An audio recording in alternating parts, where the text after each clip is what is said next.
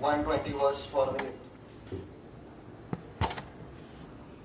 Passage B. Ready?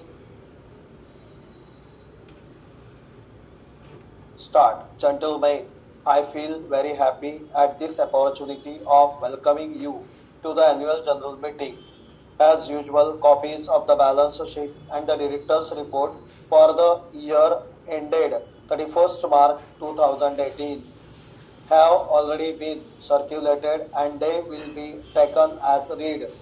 Certain other particulars desired by shareholders have been circulated separately. Para, I am glad to state that the financial results of the year as disclosed by the balance sheet and profit and loss account have shown considerable improvement over the previous year.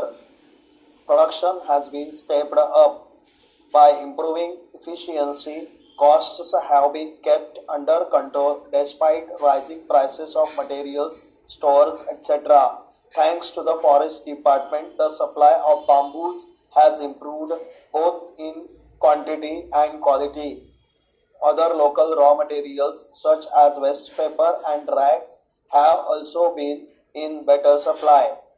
Para, it is however disappointing to mention that rail transport difficulties have become very acute latterly, particularly for the last 4 months, as essential supplies including coal have been badly held up at dispatching centers. Receipts have been too short and stocks having depleted rapidly.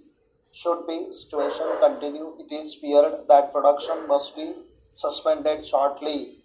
The seriousness of the position has been brought to the notice of the authorities concerned, and it is anticipated that relief would be forthcoming very soon by way of better allotment of wagons for transport not only of current requirements but also to make up arrears left behind, hoping of course that the threatened railway strike will not materialize in the interval. Para.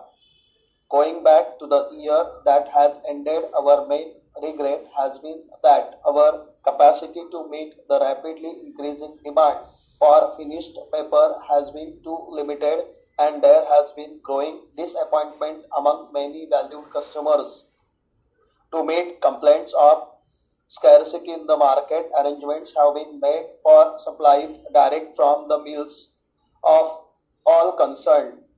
The supply of bamboos has improved both in quantity and quality of goods. Better service, it is needless for me to add, can come only through increasing the capacity of the mills, that is by completing the expansion scheme as quickly as possible.